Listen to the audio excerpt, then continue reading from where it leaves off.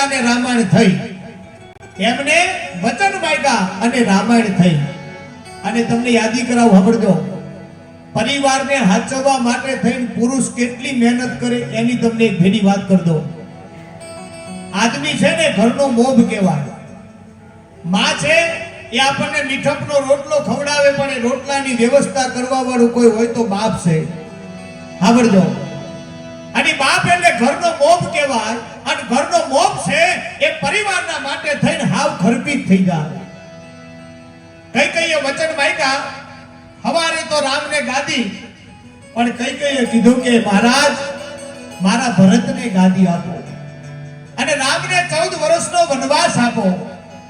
અને શબ્દ જ્યારે દશરથ રાજા સાંભળે, ભરતને ગાદી આપો, ત્યાં સુધી કીધું તો દશરથનો રૂવાડું પણ ફડક્યું નહીં. કાંઈ વાંધો નહીં, દીકરો છે ને પણ રામને વનવાસ આપો એ વાત કરીને એટલે દશરથ રાજા ધ્રુજી ગયા હો.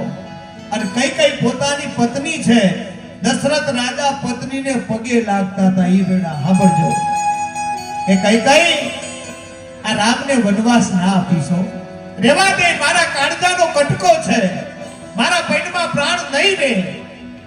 દશરથ રાજા બહુ સમજાવે છે, પણ કઈ કે ના, રામને વનવાસ આપો, મારા દીકરાને ગાદી આપો.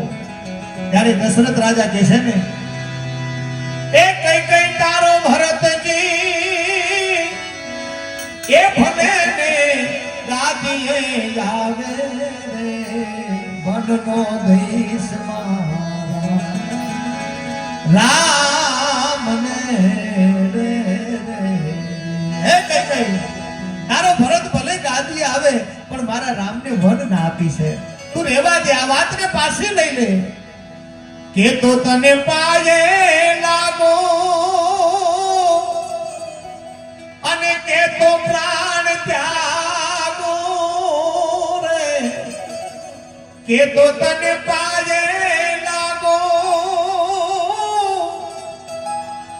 અને કે તો પ્રાણ ત્યાગો રે, કહે તો હું ભિખારી એ બનીને ભિક્ષા માગું રે, એ વનનો ધે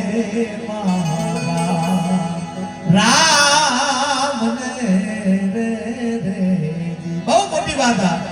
હે કઈ તું કે તો મારા પેટમાંથી પ્રાણ ત્યાગી દઉં યાર, તું કે તો ભિખારી બની ભીખ માગો, કે તો આવીને આવી અયોધ્યા આંખમાંથી બીજી ઉતારી દઉં, પણ મારા રામને વન ના આપીશ. પતિ પોતાની પત્નીને